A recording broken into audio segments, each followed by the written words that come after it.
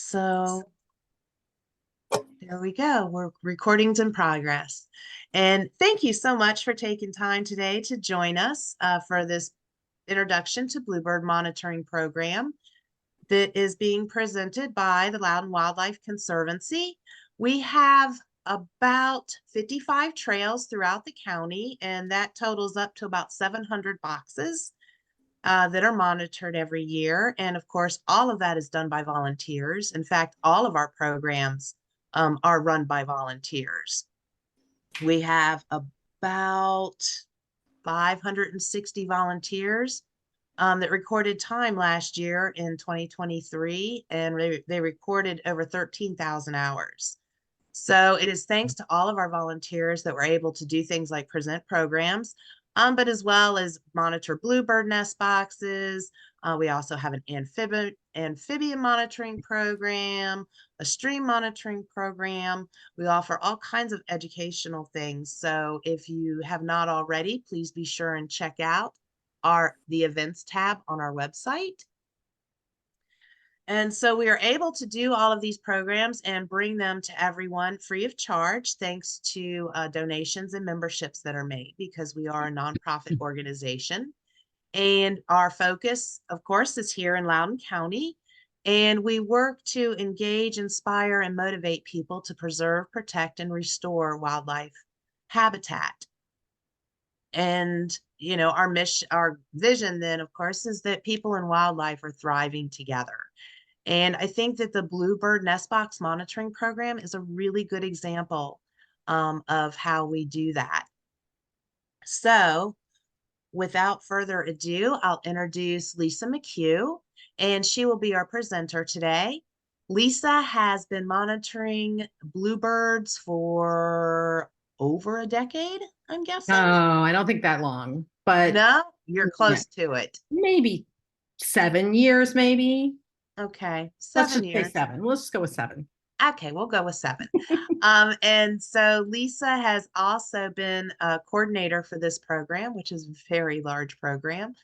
But she now serves with us as helping us to educate people. And she also does our Bluebird Facebook group page, where a lot of our monitors and trail leaders will ask questions and share what they are seeing out on the grounds. And then, yeah, so she works a lot with educating and helping out all of our Bluebird monitors and trail leaders.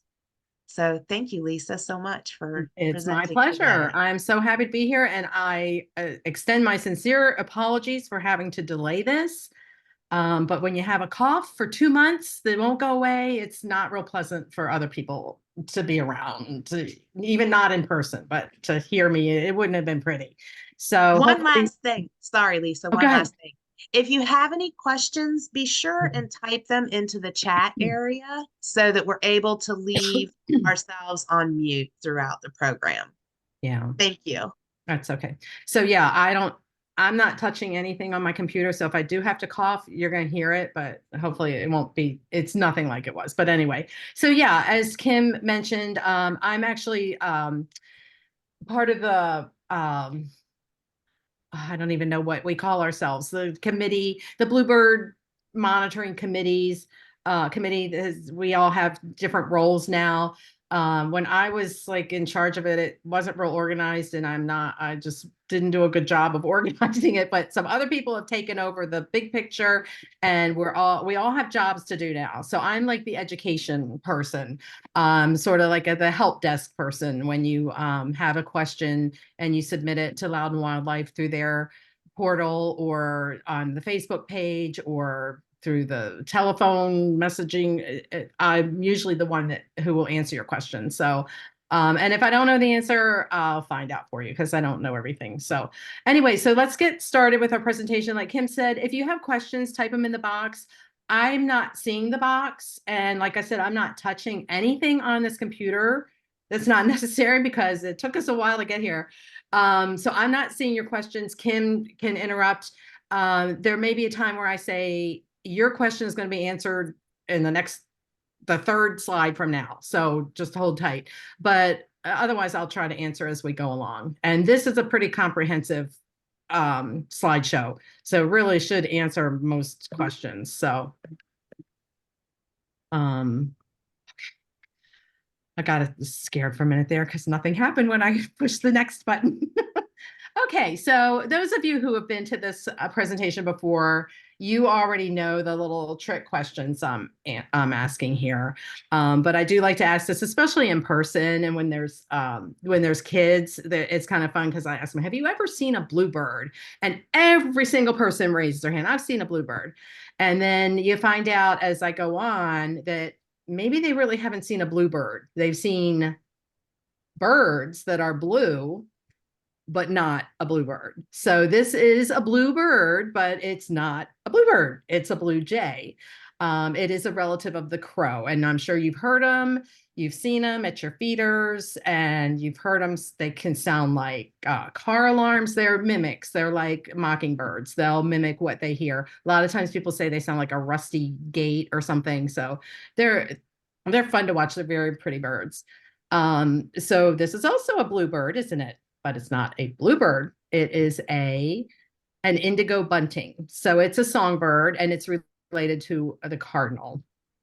And this is also a bird that is blue, but not a bluebird. It's a blue grosbeak, and it's also a songbird related to the cardinal. So this is our eastern bluebird. You may notice they look a little bit like a robin with some more color. They're a little bit smaller than robins. They're in the same family as the American robin. They have the red breast, and of course they're blue on top instead of brown. They have a little some. You can see a little bit of an eye ring sometimes on bluebirds, but these are male birds right here. So as I said, they're members of the thrush family, which is the same as what our robins are. So the eastern bluebird is the one that we see in Virginia.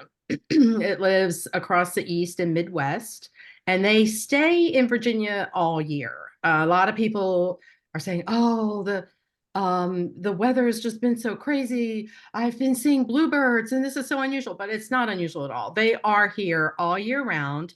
There may be some outliers that as they call snowbirds and people maybe they are in birds too that like to fly a little bit more south, and that would only be for food. Okay, so if it's a really harsh winter here, which we haven't had in a very long time, they may go a little bit farther south where they're going to get the berries over the winter, but for the most part they're here all year long. There are also western bluebirds and mountain bluebirds, which if you ever see one here, you probably didn't see one here. It would be extremely unusual, but I mean, it's not out of the question that there's some real crazy outliers, birds in places they're not supposed to be. But you can see the difference here and what they look like. The western bluebird probably looks closest to our eastern bluebird, but it's a little it's almost a little more robin-like. It's got more red. And so anyway, so those are the differences. And here's the range map. You can see in Virginia, we're in the pink where they are permanent residents. Just as I said, they don't necessarily migrate. Um, and you can see the red dots down there, like in the Caribbean, where it says vagrant. And that's what I meant by just the occasional one bird that you see where it's just not supposed to be. And it doesn't just happen with bluebirds, it happens with the roseate spoonbills. I don't know, all over Virginia, they're always finding somewhere, sometimes some crazy bird that's not supposed to be there. And then everybody rushes to go find it. But so the male bluebird, I think it was Thoreau who wrote, "The bluebird carries the sky on his back," and that's what he's got: the blue sky on his back, red on his chest, like a robin, and white on the belly. The female is pretty much the same, but she's very much more muted, and you can see by this picture, she's got a little bit of blue. You can tell she's a bluebird, definitely. She's got a little bit less white. She's just more muted.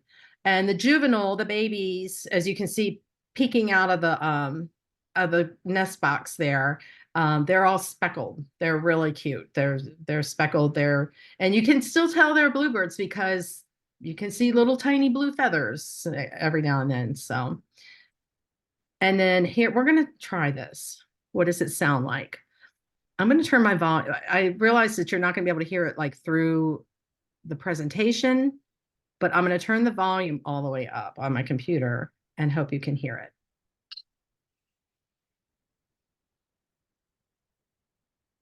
Can you hear it, Kim? No. Okay, we'll scrap that idea. So if you want to hear what a bluebird sounds like, just Google bluebird sound. It's and once you're tuned into it, you'll hear them everywhere. You'll hear them at golf courses and well, wait a minute. I don't know how. Yeah, I went a little bit faster, but you'll hear them at parks, golf courses, around schools, farms, wineries. You'll really get in tune to it, and you'll go, "There's a bluebird," and it's kind of fun when you hear them. So, and you'll hear them all winter too. So I wish I could see my whole screen. I got this stuff up here.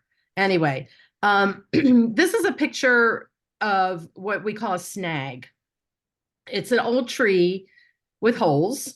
Basically, it's a tree that's dead or dying, and maybe it's been topped off or it fell, and it's just like a giant stump that's left. And it's a good idea to leave those if you can. They're generally, if they're not too tall, they're not in danger of falling on anything or anybody. So there's no reason to cut them down with all that expense and the pollution with machinery and stuff. So just leave them. You can see this one has holes made probably by woodpeckers. And as I'm going to talk about in a future slide, woodpeckers are called primary cavity nesters. They're the ones that make their homes, and then the bluebirds will go in after them as a secondary cavity nester and reuse their homes. Well, here's the slide right here. Woodpeckers are primary cavity nesters, and that's a red-headed woodpecker there, by the way. Looks like it's on a crepe myrtle tree, which is not a native tree, but that's a different subject. So anyway, they are called secondary cavity nesters, and you can see that looks like a female to me, checking out a big nest hole. So anyway, the cavities are their main source of habitat, but there aren't enough because of many reasons, such as farming and development, fire breaks, all kinds of things that we don't have control of. So we help with man-made cavities. That's what our nest boxes are, basically man-made cavities. But when we install these, we have certain responsibility. They're not in the wild. We put them there. We're responsible for their safety, for putting them in the right place, and we'll talk about all that. And you can see this nest box has a baffle. It has a wire guard called a Noel guard, and I'm going to talk about all that. So one of the benefits of being a monitor is you get to witness the entire life cycle of a bluebird, and it's really fun, and especially for the younger kids, if you can involve them. It's just so exciting to see everything from building the nest to laying the egg and hatching and fledging. And so the first thing they do is they're going to start establishing territory, and this happens very early. It's pretty much happening now, or has already happened. The male scopes out and he sings to attract his mate and to shoo away other males. So this says each bluebird pair needs about 2 to 3.5 acres. If you're familiar with some of our trails, obviously we don't adhere to that. I guess this would be ideal. There is sort of a protocol of like no more than or no less than like 200 or 300 feet apart. But obviously, the more space you can give them, the happier they're going to be, because they're not going to be fighting with other couples. So it says in March, the female responds to the male song and territory. So this has been the what we've always gone by. March. We teach you in February, we start monitoring March. I'm feeling like we need to start this process a whole lot earlier, because we just got reports of eggs at Claude Moore Park. There were 3 eggs on February 20th. That's really, really early. Now, usually in February, we'll hear about eggs like down in Chesapeake, Virginia, down, Tidewater area where it's a little warmer. But now things are creeping up. I mean, as you know, no snow this year, no, things are changing. So I'm going to suggest that we start, they're actually starting in February, um, scoping things out and starting their courtship. So I think we need to move things up at least a couple of weeks to start the monitoring process. So this is in late March, the female makes the final nest selection. So I'm going to go out on a limb and say maybe late February, early March. And we'll be making updates to this presentation as we get data in from this year. We'll see. Maybe that Claude Moore thing was a complete outlier and late March is fine. We'll find out. So anyway, she'll arrange grasses and pine needles and she molds the cup. They make very neat nests. They're very clean, very neat and pretty. And you can see the nest right here. This is a clutch of eggs. 1, 2, 3, 4. This is 6. I think 5 is probably the average, but you can get as few as 3, as many as 6. I've never had a nest with more than 6 eggs. So, and the eggs are blue. They're very pretty. Now this, on my screen, these eggs look blue, but they are actually white. And so don't be alarmed if you see white eggs, just verify that it's not a tree swallow, which is okay if it is, but if you're recording, you want to make sure you record them accurately. But 5% of bluebirds do lay white eggs. And what I found is that I think that the the couple will come back to the same nest to lay more than one brood clutch, and mom will often lay white eggs again. So it's a genetic thing with mom is what I'm getting at. It's just the way it is. So she's going to incubate the eggs. She's going to keep them warm for about 2 weeks, 14 days or so. She's only going to leave the nest for short periods of time. She's going to take a little break, get something to eat, come back and sit on her eggs again. Okay.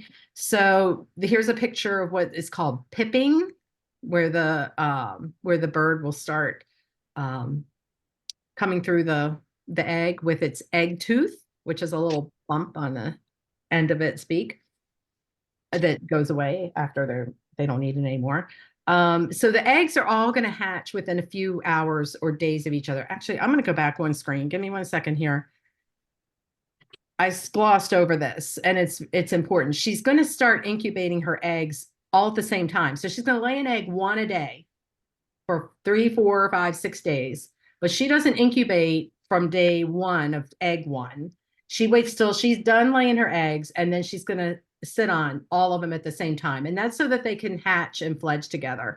They're going to hatch and fledge within hours or at least a day or 2 of each other when she does it this way. Otherwise, she'd have 1 baby a day fledging for 6 days. And moms don't have time for that.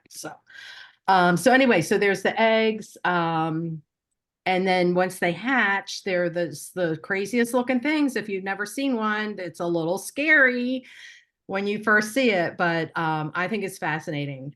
So these on the left, you see the one that has just hatched. The one on the right is just waiting for brother or sister to come on out and join him. So they're a little freaky at first. You think there's some kind of little alien things, but they quickly start looking like birds. And here is the life cycle from day 0 to day 15. And we count the day they hatch as day 0 so that you can accurately age them. And I just also want to point out, while you see someone here holding birds, we do not touch the birds. We don't take them out of the nest. We don't hold them. These are licensed bird banders that are, for whatever reason, they're holding them. Well, they're holding them to get pictures, but they are allowed to do this. So we are not. Okay, so this is a day 16 bird. This one would be fledging. This is a fledgling right there. So that's what they look like. And you're gonna have a picture, you're gonna have this picture in your binder that's in your tool bucket.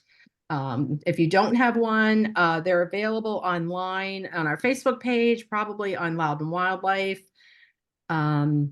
and you can print them out, laminate it, just whatever you got to do. If you can't do any of the above, just let me know and we'll get you one. So once they hatch and fledge, the parents, well, actually, once they hatch, not fledge, they're hatched, the parents, it's just nonstop feeding. They go, they get their insects, they bring them back 5 times an hour every day. Just think of how that's like every 10 minutes. It's like almost every 10 minutes. It's crazy.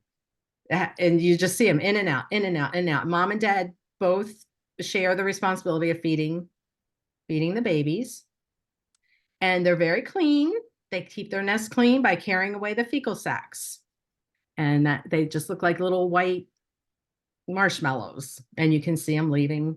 And I don't know where they take them. I don't know what they do with them, but you don't find them in the nest. You may find one or two left over at the very end on fledge day. They're like, oh, I'm not cleaning this place up. The kids are gone. So the babies will fledge when they're 16 to 20 days old, and they do not return to the nest. That's kind of a myth. People think that that birds in general go back to their nests. It's like their house, but it's not. Nests are generally used by birds, just to mate, lay eggs, and fledge babies, and then they don't reuse the nest. We, as a monitor, will not open a box after about 12 days to avoid premature fledging. And I have a story about that. I should have known better, but I opened a box. I thought, oh, I can open this box. And a bird flew out.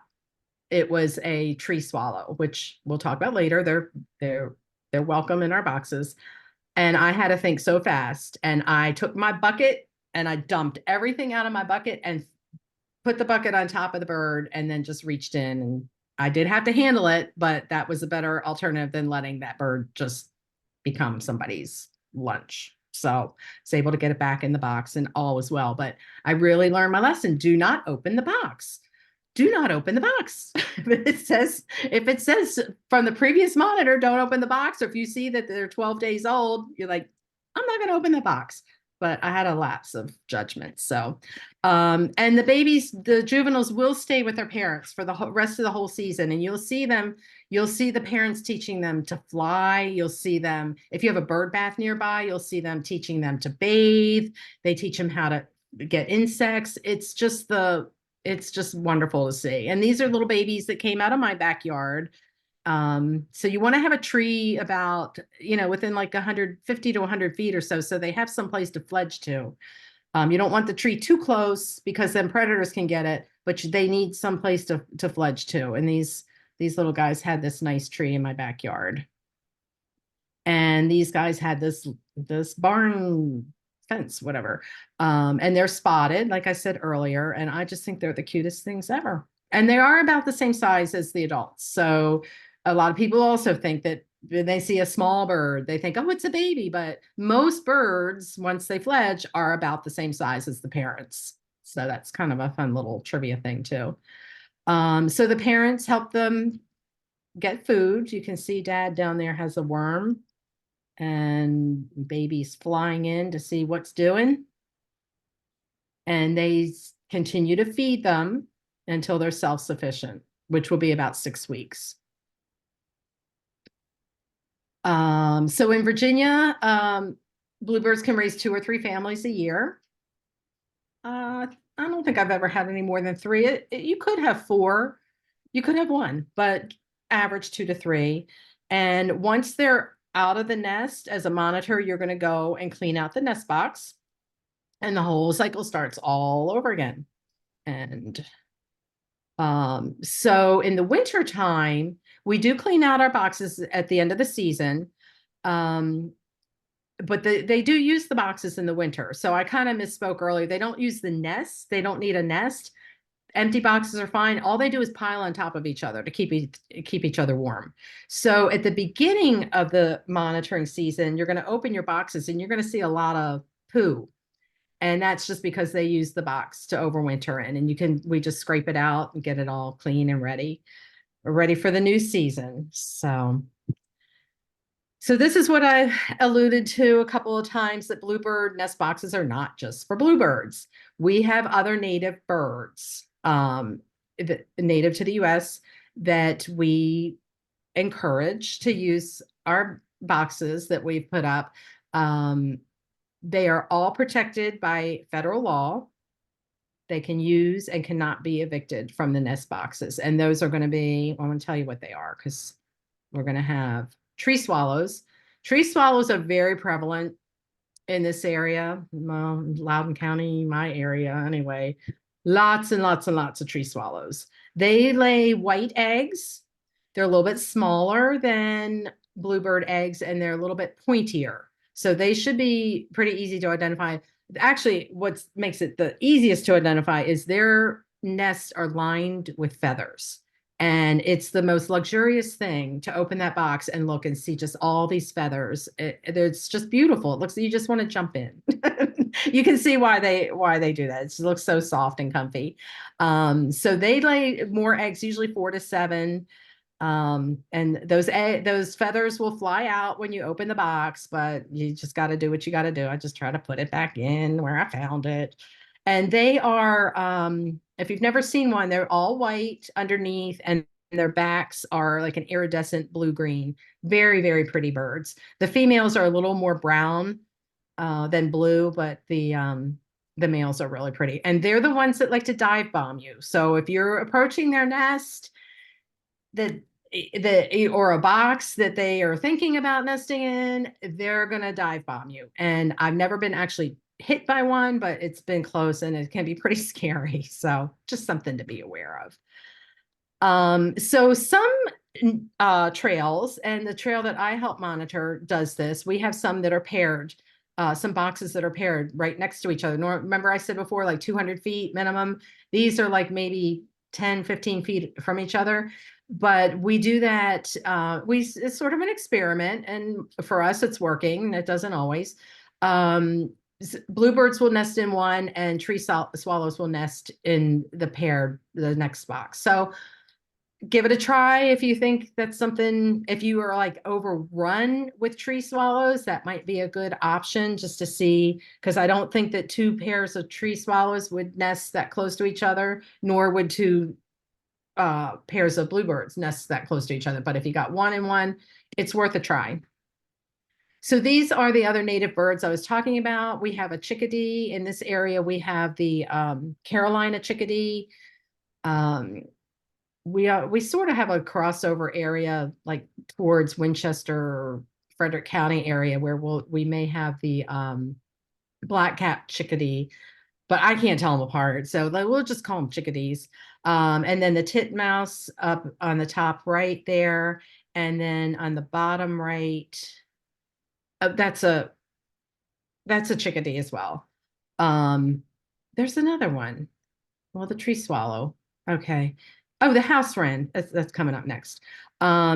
These two, the titmouse and the chickadee, they build their nests out of moss. They're really nice, neat, compact, mossy nests.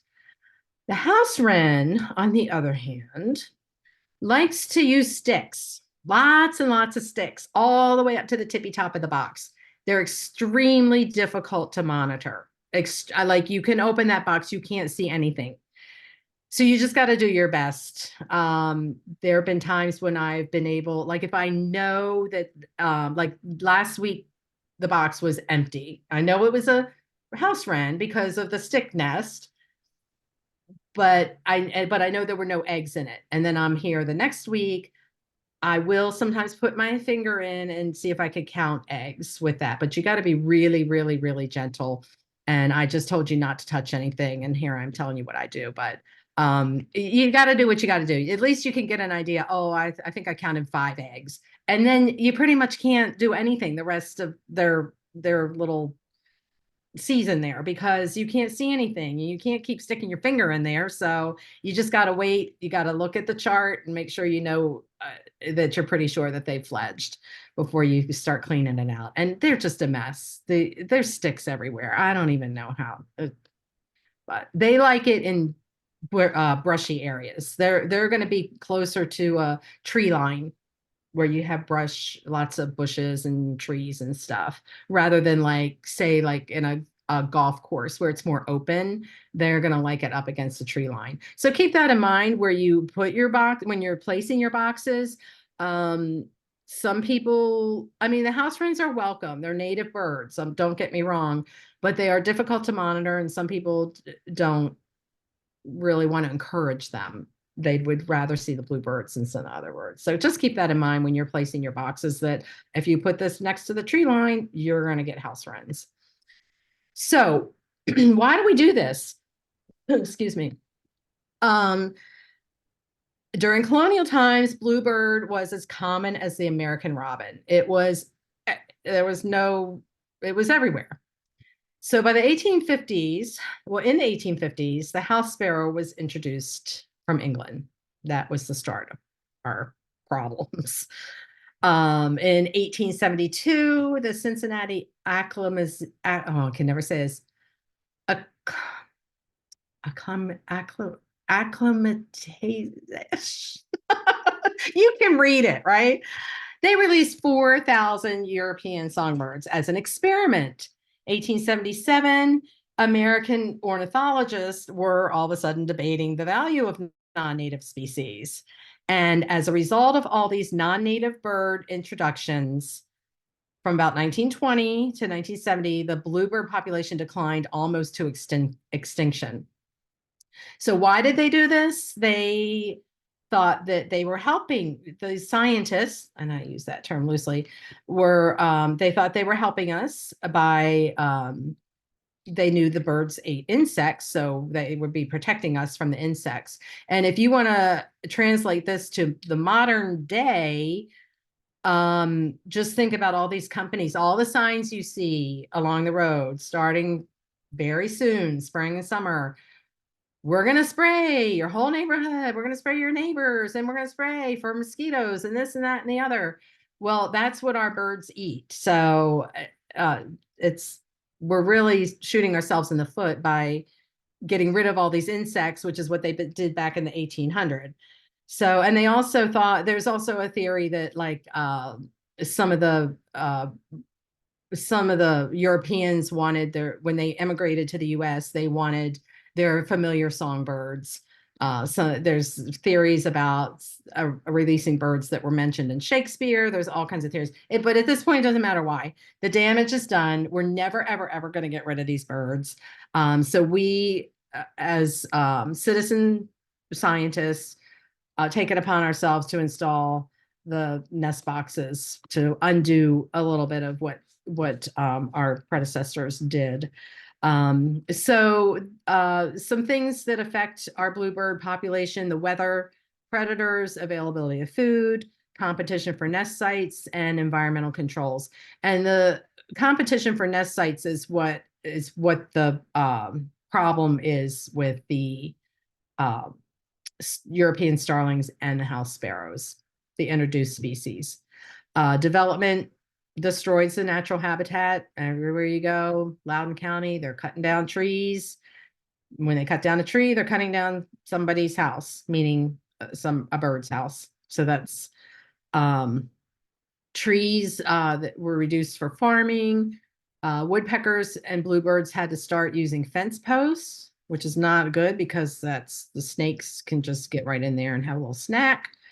And again, when I was talking about the snags before, dead and dying trees contain insects that the birds eat to survive. Not only can they live there, but they feed on the insects too. So it's important to leave the trees, leave the snags, just leave it all alone. So how do they feed? They gather insects from leaves, branches, and the ground.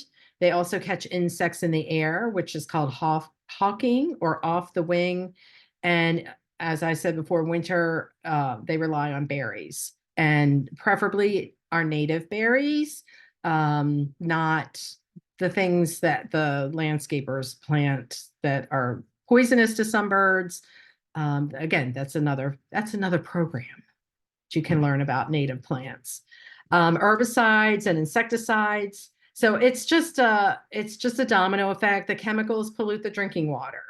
The drinking water affects the food chain by poisoning the insects and the plants that the insects need.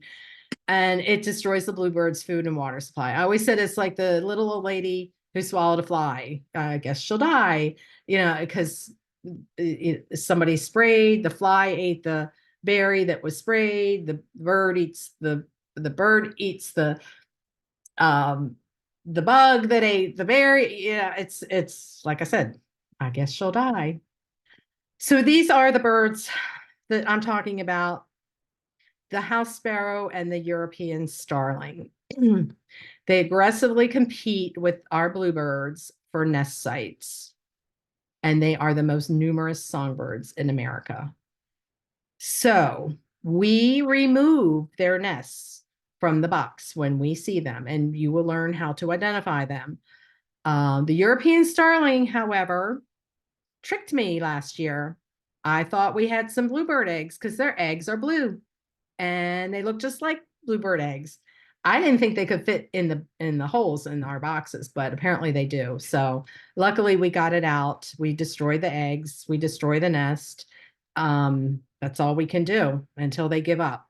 And eventually they do give up. So it's horrible to see the aftermath of this, but they do chase away the bluebirds, they'll kill them, and I'm not even gonna say it out loud, but you can read it. It upsets me. Once they kill a bird, they actually do weave some of the remains of the bluebirds into their nests. So you can see that is a house sparrow nest. It's a big old mess. It's got bluebird feathers in it, and it's probably got other trash and cigarette butts and everything else in it because they're just nasty birds. So we have different ways to participate in the bluebird monitoring. We have public trails, as Kim was talking about how many trails we have. Lots of trails, always room for more volunteers. You can start a home trail, and that's just you and your little property, whatever you want to do, and you can report your findings at the end of the year. And we do trail maintenance. We have a committee, a team that will go and they fix the leaning boxes, they fix the roofs that are rotting. Really good, hardworking people that we owe a lot of gratitude to. So you can become a Bluebird committee member. We have lots of some subcommittees, like I said, with the trail maintenance. Some scouts, if you're involved in scouts, that's a good Eagle project. You can even possibly look into getting a grant from Virginia Bluebird Society. To fund some of it. HOAs are often interested in what's going on with the bluebirds and will fund a trail. And we are working on GPS mapping of all of our boxes and all the trails so that new monitors can go find the boxes to monitor. So what does this say? Kim, can you tell me what this says at the top? My screen is not right. Trail setup guidelines. Okay. Trail setup guidelines. Thank you. Here's a couple points to remember, which I've talked about a couple before. Look for the habitat. Like I said, they like open areas with scattered trees. Cemeteries are great. Golf courses. I hesitate a little bit about golf courses and wineries because they do often spray insecticides and herbicides. So think about that before you approach them. Get permission. Oh, don't just go putting in boxes anywhere you want unless it's on your own property. Always get permission. And face the box opening away from the prevailing wind and towards a tree or shrub within about 100 feet. Now, I'm sure it's going to be a question. What direction is prevailing wind? Well, I don't really know. I Googled it and I got every answer you can possibly get. So I've always been told to face it like east, southeast. I have bluebird boxes on my property that I face whichever way I can see them from my front porch. and they've all done fine. And I think one of them is like due north. So take that for what it's worth. I don't think there's no hard and fast rules when it comes to nature, as you probably know. So this is a excuse me. This is a setup of a good bluebird nest box. You're going to need a wood box on a metal pole. Excuse me. um, the boxes that we get from Loudon Wildlife are all built to spec, so you don't have to worry about all these measurements. But if you want to build your own, Virginia Bluebird Society or virginiabluebirds.org has all the specs with drawings and everything. If you want to build your own, they're usually made out of cedar or something that's not going to rot in one season. The entrance hole is 1.5 inches, about the size of a golf ball. We do not put perches. We do not need them. They're just not necessary. The floor should have drainage, and that's going to be like in the corners where it's the bottom isn't a perfect square. It's got the little corners cut out of it. I don't know if you can see my hands. I'm talking with my hands. The roof is going to allow ventilation, and you have to be able to get in it. So the sides or the front will open for inspection and clean out.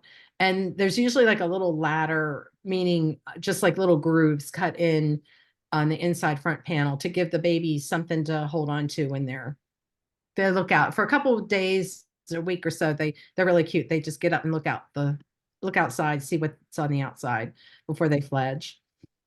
So we need to keep predators out. This is why we don't put them on, we don't mount them on fence posts.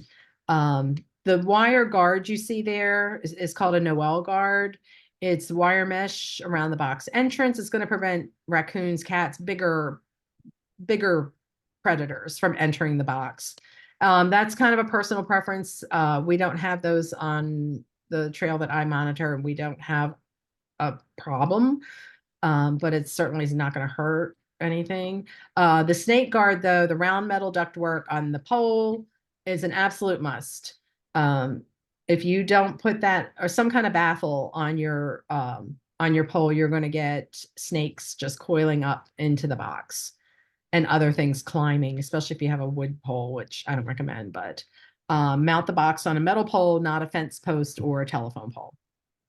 And all this is just to protect our babies that we put this box here for them, right? So there's the raccoon right on top of a box. There's a snaky, and of course a cat, which is I'm a cat lover, but this is a whole another ball of wax with people who leave their cats outside. They eat a lot of our songbirds that are already in decline. So that's why we don't put the box on a fence post, because it becomes a lunch box for anything that wants to climb in there. Anything can climb in there. Okay. So a couple of myths. Well, a myth about monitoring. Some people think that it disturbs them, and they're very tolerant. I mean, usually they'll just fly out. If you open a box and mom's in there, she doesn't want to deal with you. So she will usually fly out. If she doesn't, she's on her nest, she's on her eggs. You just close the box and walk away. Okay. So we check the boxes every week during nesting season, which is March through August. Now I'm considering February through August, and actually sometimes into September. So or late August anyway. We keep records, and I'm going to show you a sample of our little sheet that we record everything on every week. The only thing is, please do not ever install a box unless it's going to be monitored. A lot of people buy boxes to get them as gifts, and they're pretty, and they just hang them on their tree, and then they're on a tree, so they're going to have predators, and they're not monitoring it, and you're not helping the bluebirds that way. If you want to help them, you got to monitor the box. So we do have some annoying problems, but we have ways to deal with them. Sometimes wasps will make a nest on the inside top, the roof or the ceiling, I guess. We just rub that with soap to keep them away. Sometimes we have ants that will climb up the pole into the nest. and we will take Vaseline, which should also be in your bucket, and you just Vaseline the pole underneath the baffle, not farther down where a bird could get Vaseline on its wings or anything. It's going to be underneath the baffle. And that's pretty effective, I think. Blowfly larva. Thankfully, I've never had to deal with that. And this doesn't tell me what to do about it. So I'd have to Google it if I saw that and needed to know what to do. I'm sorry, I don't have the solution for that on here. I missed that. So, here we're going back to the non-native birds, the house sparrows. They just will take over. So we remove their nests, and you can see this guy on the right here pulling out this big old nasty old gnarly mess of a nest, and they weave very loose, messy nests. Often they have trash in them too. So this is keeping boxes away from human structures can deter house sparrows.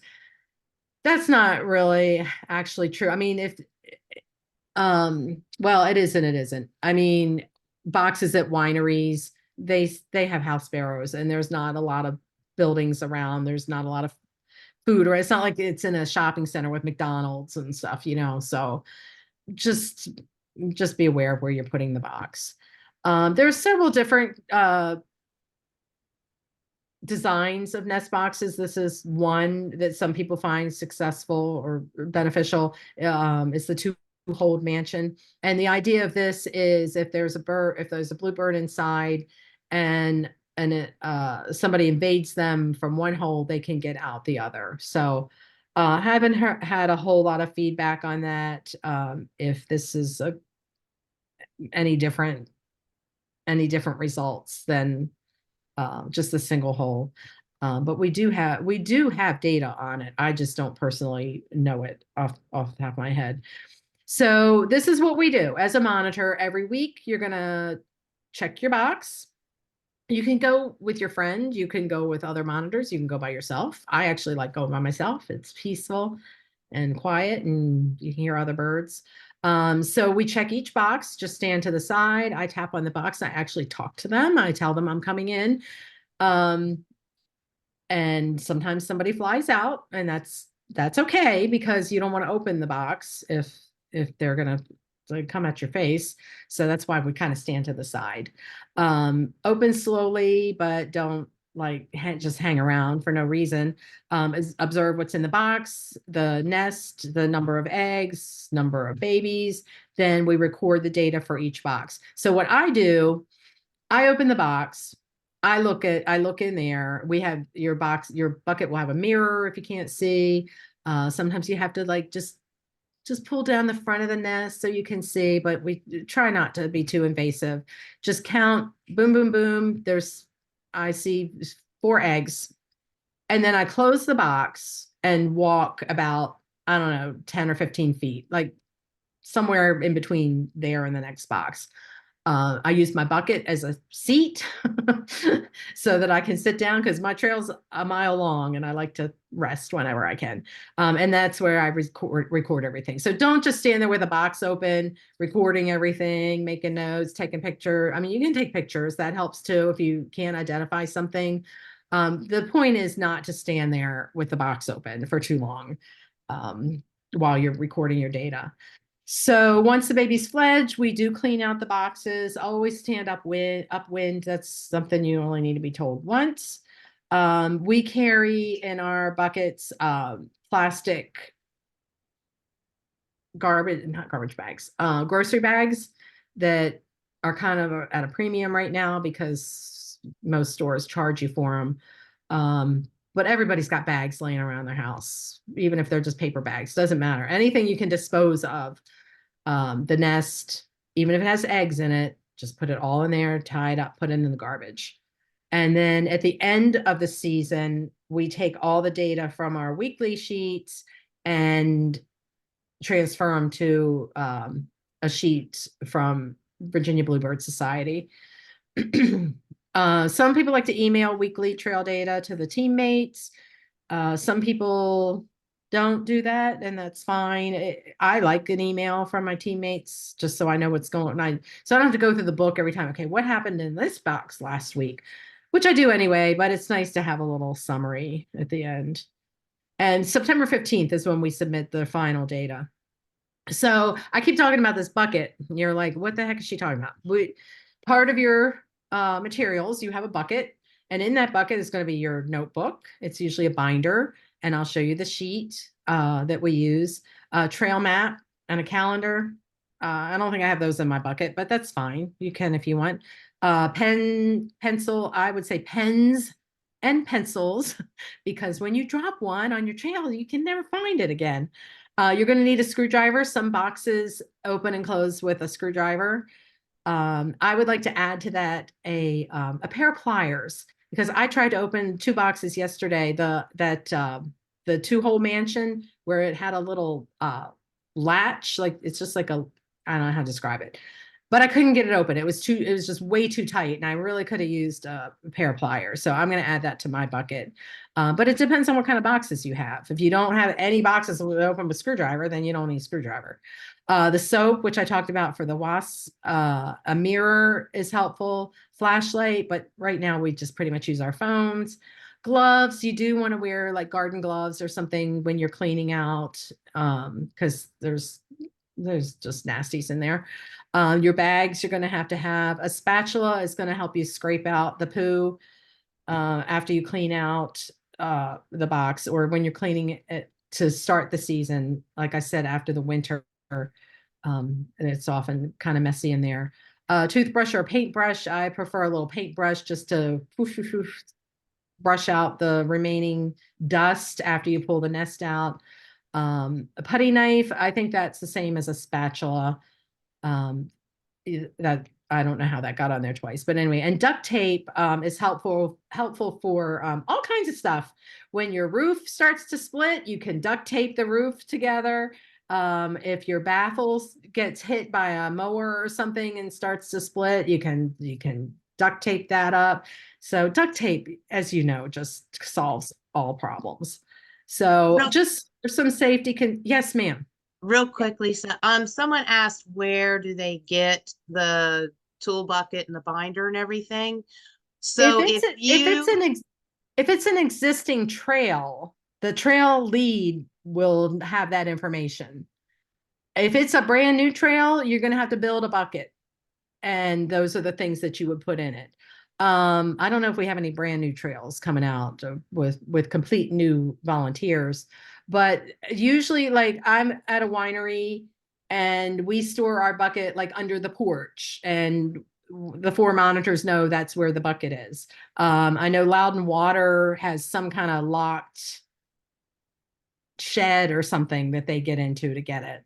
So it's going to be dependent on your trail lead, where they're the ones that are going to know where it is.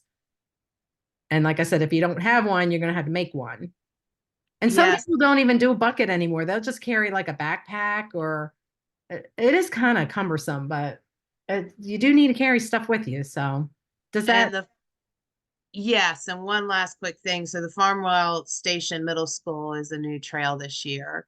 Mhm. And I know that that trail has been working closely with Rich. So So yeah, I talked to Rich. Rich will definitely set you going in the right direction. Yeah. Okay. So I don't know if Loudon Wildlife has any bucket supplies to provide. We do Sometimes have they do, some. sometimes they don't. Um, or you can build your own. I mean, you can buy a lot of that stuff at the dollar store, like the little mirror, the little scraper, pencils, pen. I mean, you can put a bucket together for like $15. So, and Home Depot, Lowe's, I don't know if they'll donate buckets. I've never asked. I just go buy one. They're cheap. So, but yeah, there are resources. Check with your lead, check with Rich, and check with Loudon Wildlife before you buy anything. So some safety considerations, obviously you don't want to go monitoring in the middle of a thunderstorm because of many danger factors. So make sure you know what the weather is before you go out. Make sure you watch for poison ivy, poison oak, sumac. Most of our trails, I don't think, are in too woodsy areas that you would have that problem. Always, always, always check for ticks, no matter where you are, what you're doing. Just stepping outside on your front porch, check for ticks. So wasps are cold and slow in the morning. So morning is the best time to evict them if you need to. And like I said before, watch for the dive bombing tree swallows because they're something else. Okay, so monitoring cautions for the birds. We only open the box once a week. Now, I say that, but you, as a trail leader, you can set up your sign up genius or your volunteer monitoring chart however you want. But the one I do, we consider once a week, either Friday, Saturday, or Sunday. The week we do the weekend. So if somebody's done it on Monday and I go do it on Friday, it's not the end of the world, but let's not do it again the next Monday. You know what I mean? So you're, like I said before, you're going to spend as little time as needed to make your observations. Avoid cold or rainy days because mom may get upset and leave. So sometimes you open the box and mom won't leave, and that's fine. She doesn't have to. You can just close the box and come back again later. Just make a note. I couldn't count the eggs because mom wouldn't leave. And if you do it with your kids, which I really encourage because kids are fascinated by this, just make sure they understand that it's not like a playground area, that they just need to be gentle and quiet. And hopefully they'll learn something from it and they'll be a little fascinated. So here is the sample of the weekly data chart. I don't know how accurate this is. I threw this together because the last one was all messed up with formatting. But basically, you're going to see on the left to right, you're going to put the month and the day, and then you're going to indicate what species you saw, if any. But of course, on April 7th, it was an empty box, so there was no species and nothing left to write. Somebody went back the following week, 7 days later, and found a partial nest that was a bluebird. Now, this is the trickiest part because sometimes it's a bluebird, sometimes it's a house sparrow. Yeah, house sparrow. Sometimes it's a swallow. Sometimes you just can't tell when it's really, really a partial nest. You just can't tell, and it's okay to just put bluebird question mark or just put a question mark if you don't know and make a note. Could be house sparrow. Look at this next week. Okay. And that's what that big column is for, is those are notes that serve many purposes, one of which is to let the person monitoring next week know what the heck happened when you monitored so they know what's going on. So you can see a week later on the 21st, we now have a completed nest. And I would hope by now we know it's a bluebird nest. And there were 5 eggs in there. Yay. Actually, I think I meant to put a 1 in there. Oh no, it says 3. So there were 3 eggs. So one a day.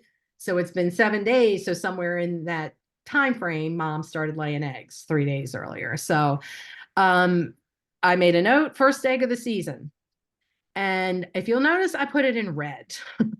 And this isn't written down anywhere but here because this is from my own experience.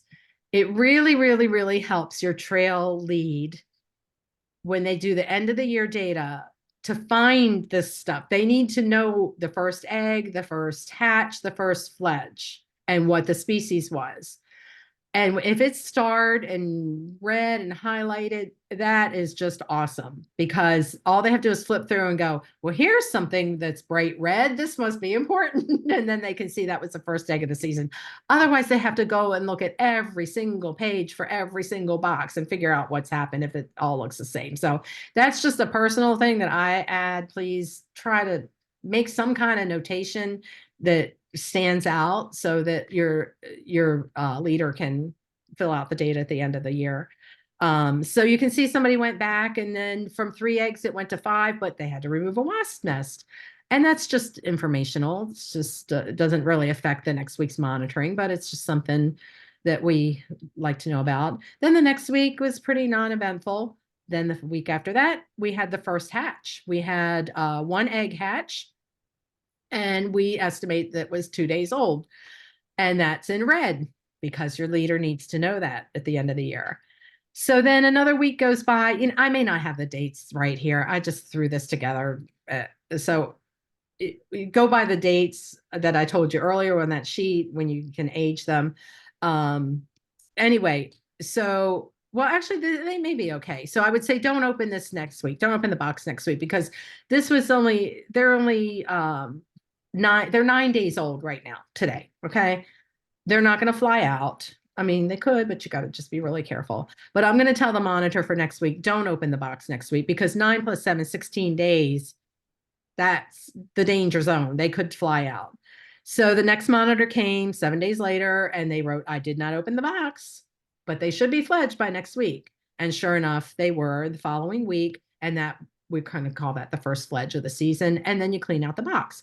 And then the whole cycle starts over again. You can see on June 2nd, empty box. That's because we cleaned it out. So those are the general things. There's a list up at the top, comments to record. If you see predation, if a snake or a bird's been killed by a house sparrow, all those things need to be recorded because your leader needs all that information for the data at the end of the year. Believe it or not, it's all important stuff. And then, of course, you should initial it just so we know who did what. Okay. So speaking of end of the year data, this is what your leader will fill out in some form or another. Um, it's it's just going to be a lot of numbers, basically, but it's compiled from all of the boxes on your trail, and then all that data is combined with all the other boxes from all the other trails, and that's submitted to Virginia Bluebird Society. So installing a box, this is someone installing the pole. This uh, pole driver thing that he's got is pretty necessary. I have one. If anybody ever needs to borrow it, just ask me and I'm happy to share. I do use it a lot for more than just Bluebird poles too. And there he's installing the baffle.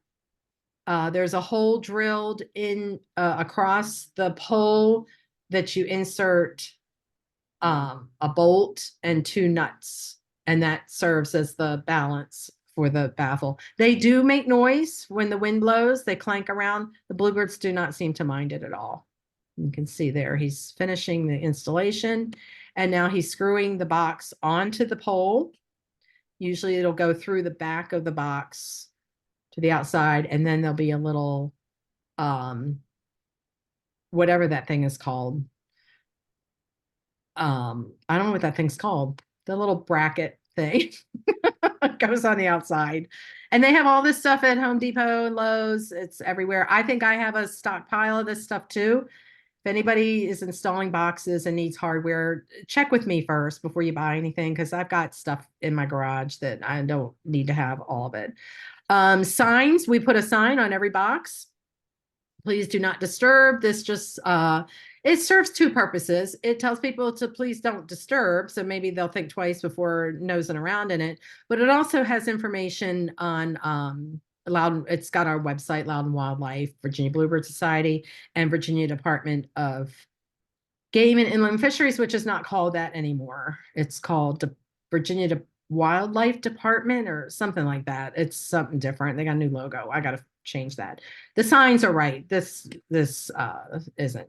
So it identifies the box. So if you have new monitors coming along, there's a number that they can see.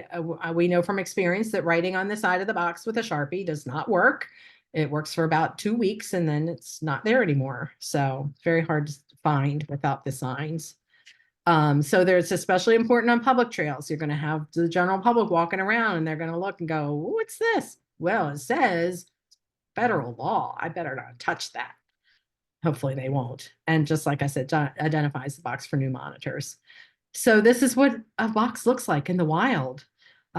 This one is a little close to the tree line, which is not a bad thing, but they may get a few more house wrens than they care to, but they don't want them, they move the box.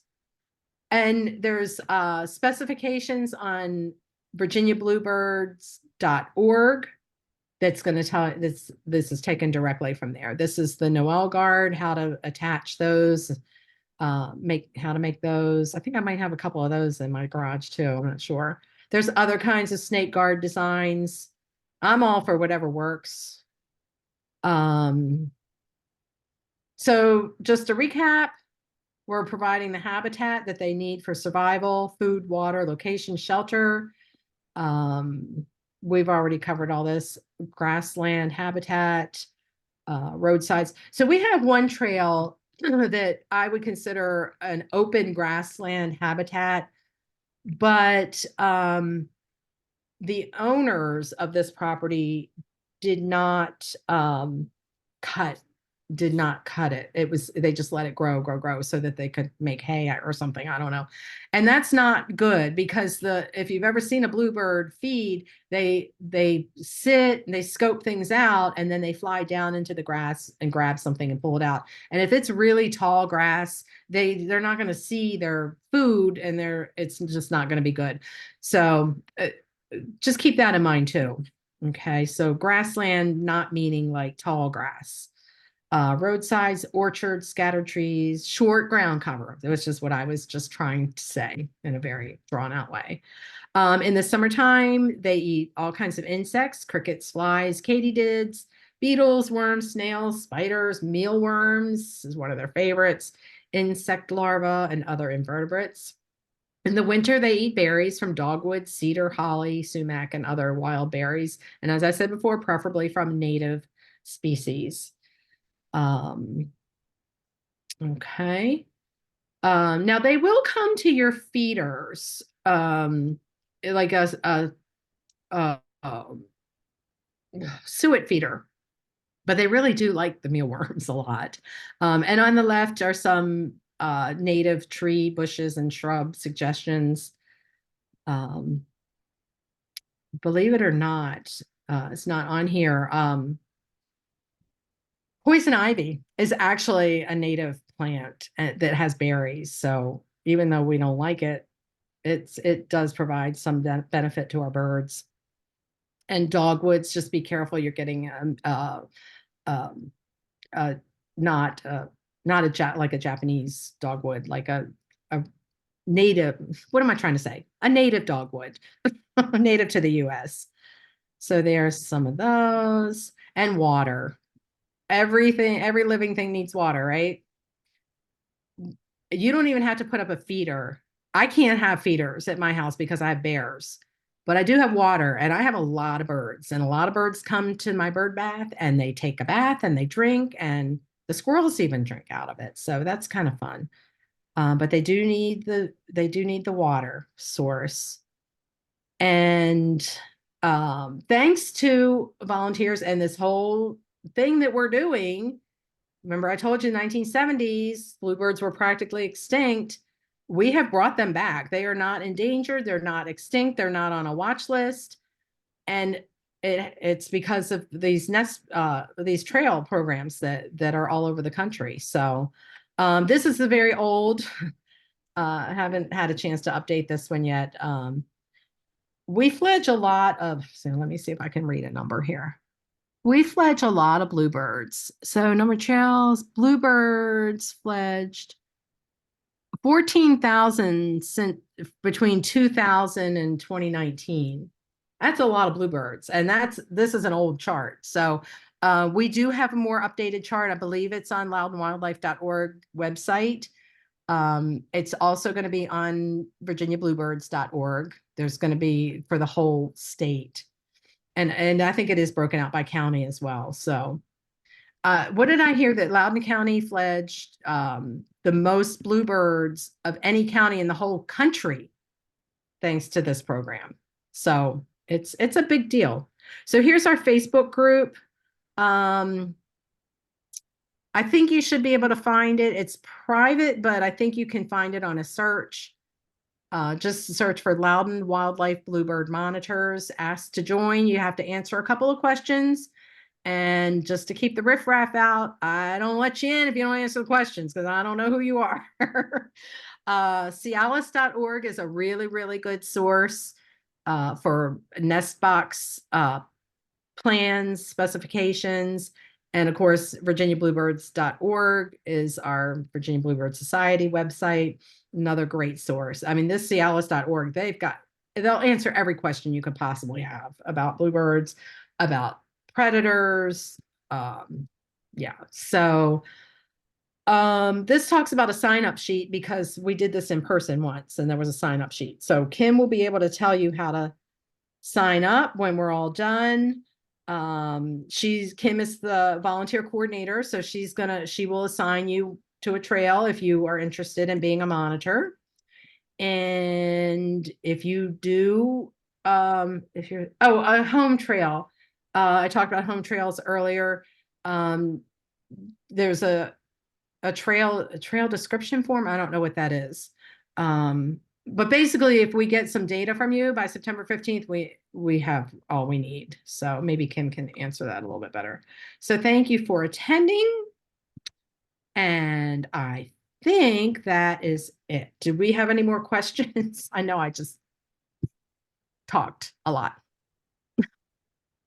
The only other question that we had was, do bluebirds eat berries from American hollies? And Yes, they do. yes. Yes, they do. Pretty much any berry they will eat.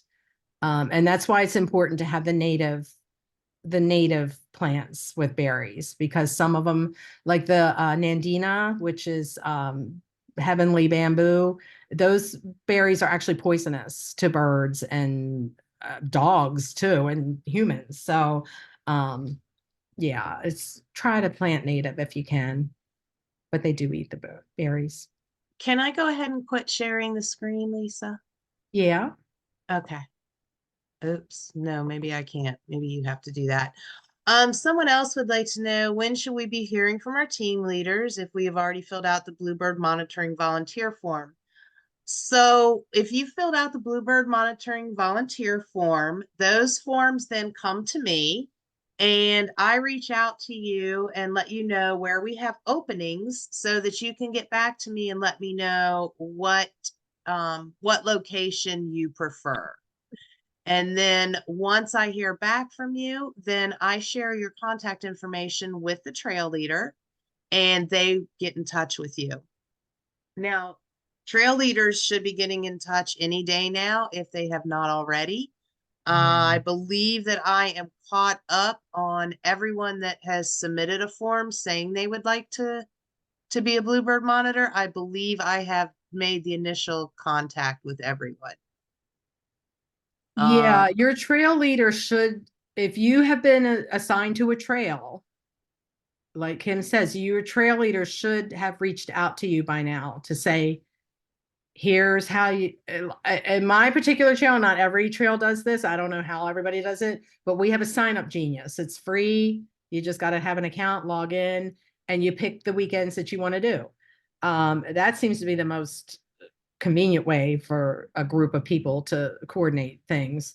But if you haven't heard from your trail leader yet, what? Email me and let me know. Email Kim and let her Yeah. know. And you can just email volunteer at loudandwildlife.org. Okay. I'll put my email also in here. Yeah. So if you are a monitor, Kim, tell me if I'm speaking out of turn here. We are having a hands-on training next month, right? We know about that for people who are already signed up and assigned to a trail. That Yes. you also have to register for that. You can't just show up. Um, what was I going to say about that? Yes. And that basically is for people that we have signed up and registered on trails, either as monitors or trail leaders. Unfortunately, that is not something that we are able to accommodate the general public as a whole. Right. So that's why I'm saying if they're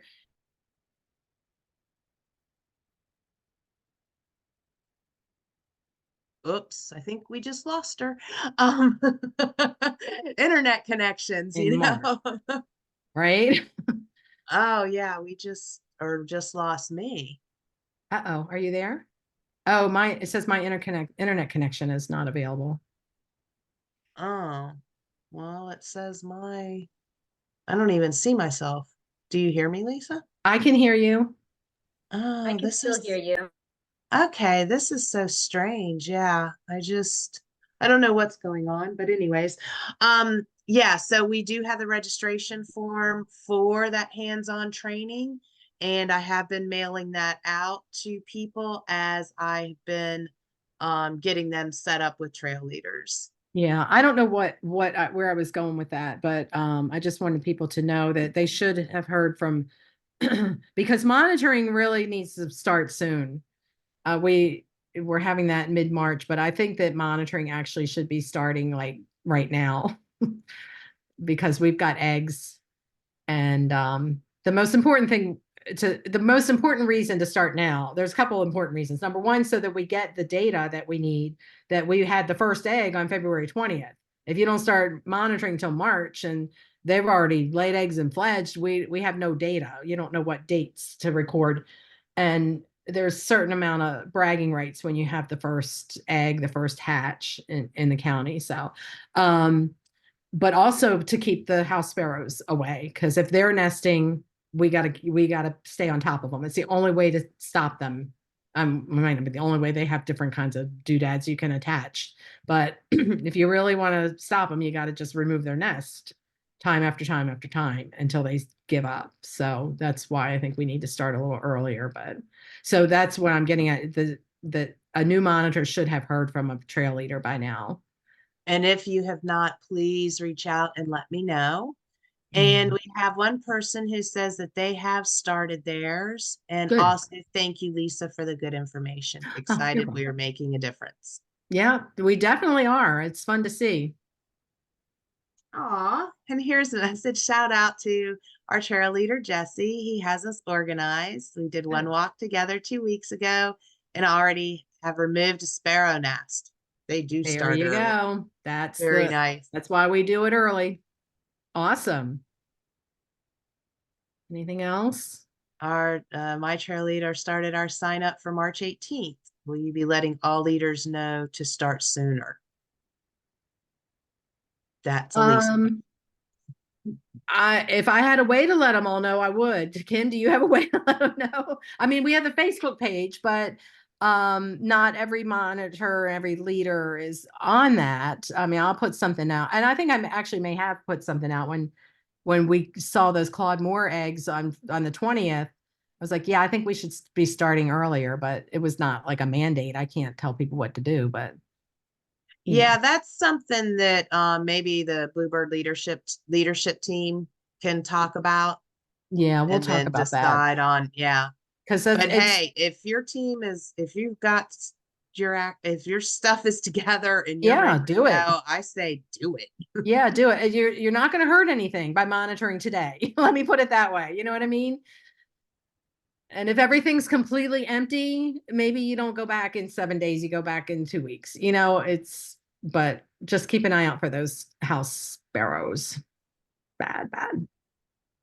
And thank you for the awesome presentation. So excited to begin is another comment.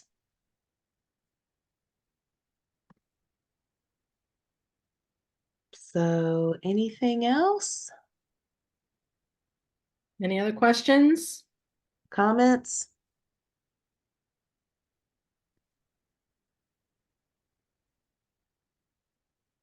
No?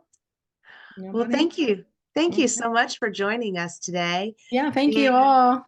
Good luck. we we have been recording this, so we will be emailing that recording out so that you'll Hmm. have it there, and you can refer back if you have any questions. And I just put the screen back up that has the website and the Facebook group. If you don't want to go back and watch the whole recording, just snap a picture of this with your phone and you'll have them at your fingertips. And I'm also putting Bluebird at loudandwildlife.org into the chat Okay. area because that is a great way to reach out if you have any questions about bluebirds or anything. Lisa is a part of this email and so address. And so Oh she yeah. can get any Bluebirds. Yeah, she'll see any questions that anyone has there. All Okay. right. Well, thanks so much, everyone, and happy Thank you all. bluebirding this year. Thank you very much. Bye. Now I gotta figure out how to leave. You are screen Okay. sharing. Stop recording. Oh,